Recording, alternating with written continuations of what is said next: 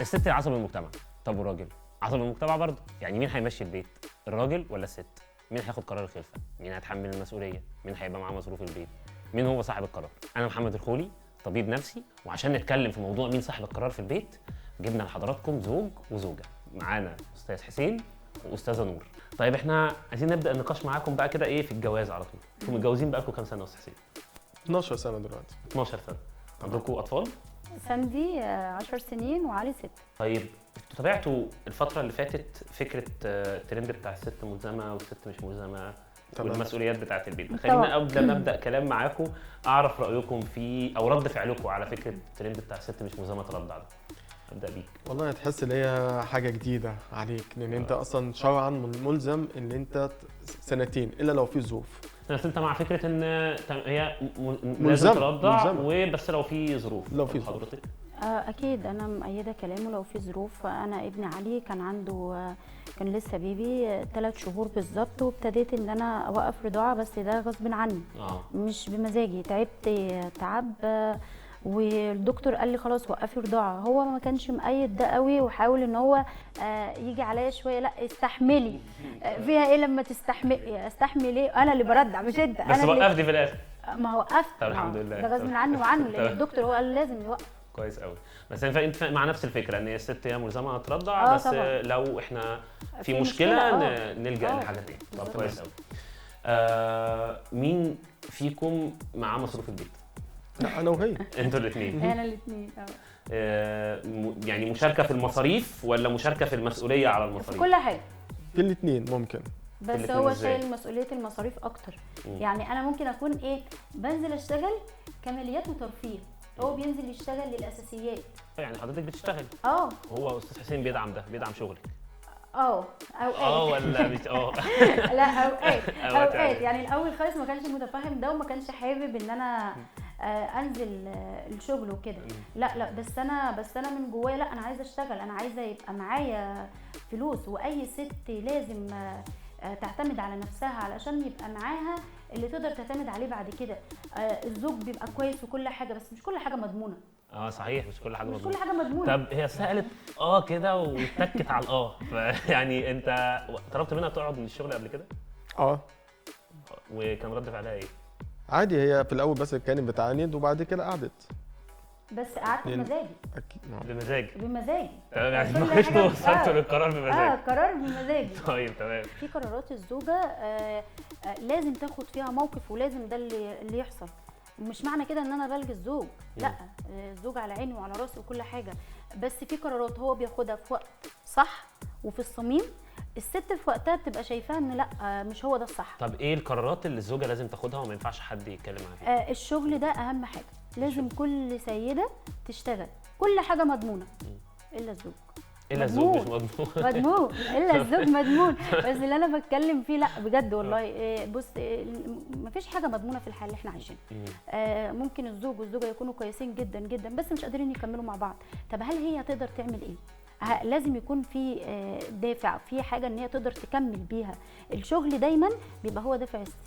انا عندي سؤال كمان، انتم مخلفين ولد وبنت والفرق ما بينهم تقريبا احنا بنتكلم في 4 سنين. 4 سنين تمام. انتوا اختيار اصلا الطفلين كان اختيار، يعني انتوا مختارين طفلين ولا كنتوا حاسين ان هم قليلين كنتوا محتاجين تجيبوا اكتر؟ لا هو اختيار، لا هو كويس جدا طفلين. اكتر من كده يبقى صعب. طب يعني لو حضرتك كان معاك فلوس اكتر كنت هتقرر ان انت تجيب اولاد اكتر؟ لا بيني وبينك لا، يعني هي 2 كويس جدا. حتى لو معاك ماديات اكتر هتقدر تصرف عليهم اكتر، تعلمهم احلى، تأمن مستقبلهم احسن. يعني فرص اكتر. فرص اكتر احسن ما يبقى عندك 3 أو 4 هتلاقي نفسك فرص قليله، وفي ضغط عليك كمان، هيبقى ضغط عليك مادي ومعنوي وكل حاجه، هيبقى صعب. كويس قوي. في حد ضغط عليكم عشان تخلفوا اكتر من 2؟ طبعا كل اللي حواليك بيضغط عليك. بس انت بتشوف الصح ايه لحياتك. انا مش بمشي تحت ضغط حد، انا بشوف ايه الصالح لحياتي. يعني انا مثلا لما جيت خدت قرار ان يبقى في فرق سن ما بين ساندي وما بين علي 4 سنين، ده مش مثلا مش الحياه هي اللي لا، انا اللي عوزت ده، ان يبقى في 4 سنين. اول حاجه عشان صحتي. تاني حاجه عشان اقدر البيبي الاولاني ده اديله كل حاجه واتعلم فيه برضو. كويس قوي. يعني اتعلم في البيبي علشان البيبي اللي جاي بدل ما اعمل الغلط ده، لا اللي جاي مش هعمل معاه كده. طب لو انا بقى جبت الاثنين ورا بعض صيام مثلا، بس ساعات يعني هنقول حق الله، يعني انا ليا واحده صاحبتي اسمها ولاء، ماشي. جابت البيبي الاولاني حلو. وجابت البيبي الثاني على الوسيله، فده حاجه غصب عنها غير ارادتها. كان بس هي كانت واخده وسيله. واخده وسيله. تمام. واخده وسيله ان هي مش عايزه تجيب بيبي، بس ربنا قدر وجاب.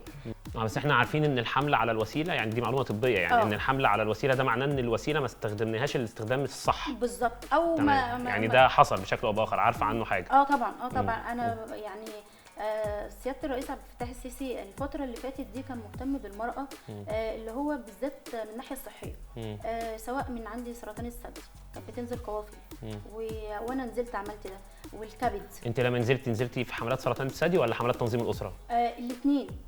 لان بصراحه يعني انا مش بقول كلام كده اناشيد، لا ده انا دي حياتي اللي بعيشها. لما بنزل بلاقي قافله واقفه، طب ليه انا ما كنتش معلومه منها؟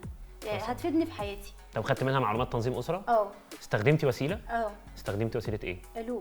اللوب. وحاليا على اللوب. بعد الطفل الثاني. بعد الطفل الثاني والاولاني برضو لما جبت ساندي اللوب، هو اللوب اكتر حاجه برتاح معاها. يعني انت استخدمتي اللولب اصلا بعد الطفل الاولاني، وبعد كده لما قررتوا تجيبوا الطفل الثاني رحتوا وركبنا اللوب برضو الثاني. يعني بس شلتوا اللوب الاول عشان تجيبوا الطفل الثاني وبعد كده ركبتوه. طب ده كويس قوي. وانت حاليا على اللولب ومرتاحه، ما فيش اي مشاكل؟ لا هو عايز اقول لحضرتك ان انا لما حاولت ان انا اركب موضوع اللوب ده اروح لدكتور خصوصي متخصص يعني. أيوه. اروح له لا غلط، كانت متركب غلط. لما رحت القوافل اللي هي كانت بتنزل دي سبحان الله و5 جنيه. لا ما ده مجاني كمان، ده انت 5 جنيه دي حاجه اداريه يعني. والله بقى زي ما بقول لحضرتك كده. فالفرق ما بين ده وده، لا انا قادره ان انا اروح لدكتور كبير ومبلغ محترم، بس برضو في نفس الوقت لا ما جربت الموضوع لا حسيت ان الخامه نفسها او النوع نفسه اللي تقدم لك ومقدم الخدمه اللي اشتغل معاكي ذات نفسه كان بالظبط. والله مش بقول كلام اناشيد ولا طلع، لا ده فعلا اللي بيحصل معايا وده اللي انا ماشيه بيه. طيب انتوا اب وام وقاعدين مع طفلين وهكذا، انا عايز اعرف عن دوركم اكتر، يعني انت ايه دورك في البيت يا استاذ حسين؟ انا دوري اللي هو شيء المسؤوليه اللي هي الماديه اولا، تاني حاجه اهتمام بيهم، بس الاهتمام اللي هو الايه اللي هو بالحياه اكتر. يعني ايه الحياه؟ بمشاكلهم في المدرسه، بتعليمهم، لو في مواد مثلا عندهم انا اقدر اذاكرها لهم، لو في حياتهم اليوميه بيبقى اهتمامي اكتر، لان انا وقتي معاهم بيبقى اقل شويه من او قليل اكتر من يعني اقل من وقتها هي معاهم. كان اختيار طفلين ده كان اختيار؟ طبعا. طب ليه كان اختيار طفلين؟ يعني عشان الواحد يقدر يربيهم، يقدر يشوف طلباتهم، يقدر يعيشهم في مستوى كويس هم يحبوا يعيشوه، فالاختيار الطفلين كويس جدا، اكتر من كده بيبقى صعب. طب في حد ضغط عليكم تجيبوا اكتر من 2؟ انتوا ضغط عليكم اصلا تخليكم كده؟ في حد ضغط عليكم تجيبوا اكتر من 2؟ لا والله لا، بعد الطفلين انا بالنسبه لي لو حتى حد ضغط عليا مش موافق. لا انا بيضغطوا عليا بسبب ان ساندي عايزه لها يعني كل شيء، هات الساندي اخت علشان لما يكبروا يساعدوا بعض. الجديده دي انا كنت اسمع هاتوا اخ. لا ما هو موجود الاخت بقى كمان بالمره. لا اللي بيقول لك ايه، اصل البنات بتغير من بعدها لكن اختها عمرها ما تغير منها، مع ان ده مفهوم غلط. ما في اخوات كتير جدا، زي ما في اخوات كويسين وبيحبوا بعض وبيحبوا الخير لبعض، في برضه اخوات بيغيروا من بعض. طب وانت استجبتي للضغط ده ولا ما لا انا واخده ساندي صاحبتي واختي، ما بخليهاش تخاف مني في اي حاجه، بحاول ان انا اتكلم معاها اديها مساحتها، حتى لو عملت حاجه غلط وشايفاها ان هي غلط، حتى لو انفعلت عليها لا بحاول اكتم انفعالي ده علشان ما تخافش ان هي. طب انتوا بتتكلموا معاهم تقولوا لهم ايه؟ يعني هو ده مهم برضه، يعني هم لما يقولوا لكم هاتوا تالت، تمام انا فهمت انتوا بتتعاملوا ازاي مع الاطفال، بتحاولوا ان انتوا تحسسوهم ان هي كده كويس والحمد لله اسره متكامله والدنيا تمام. بتردوا عليهم تقولوا لهم ايه؟ الحمد لله. الحمد لله. الحمد لله اللي هو لا بنحاول نقطع الكلام بطريقه لطيفه علشان ما نحرجش اللي قدامنا. طب انا عندي سؤال كمان، في حد من دوايرك او من دوايركم عندهم عدد اطفال ازيد من قدرتهم وتحملهم وانتوا شايفينهم؟ ده موجود؟ مفيش حد مثلا فيهم جاي يتكلم معاك في الفرق ما بين العيشه والكلام ده كله؟ يعني حصل النقاش ده قبل كده؟ اكيد ما بيجي يشتكي ان العيشه مش متاحه معاه او مش قادر على المسؤوليه اللي هو فيها. طيب وانت ممكن وقتها ممكن تنصحه بايه؟ ما انت تنصحه اولا اللي هو خلاص هو جاب 3 ولا جاب 4، فانت مش هتقدر ترجع المواضيع دي تاني.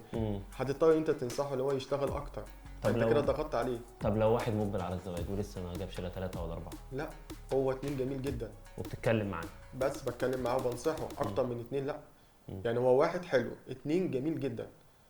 عيش على كده عشان تقدر تعيش. اما اكتر من كده الموضوع هياخد من ايديه وهيحس. حلو قوي، شكرا جدا. عارف عليه. عيش على كده ويعني ايه، والموضوع كده تمام جدا. نورتوني حقيقي، انا كنت مبسوط بالنقاش معاكم جدا جدا جدا. احنا انبسطنا. شكرا لحضراتكم. الجواز مسؤوليه مهمه جدا. انتوا محتاجين تبقوا فاهمين بعض اكتر، تبقوا بتتكلموا مع بعض قبل الجواز، تختاروا كل حاجه، ادواركم، هتخلفوا قد ايه، هتعملوا معاهم ايه، الحياه ما بينكم هتمشي ازاي. الجواز رحله مهم ان احنا نشتغل عليها من الاول، زي ما مهم ان احنا واحنا بنعيشها نبقى مخططين فيها كل حاجه. اتجوزوا جوازات سعيده ونظموا اسرتكم. شكرا لكم.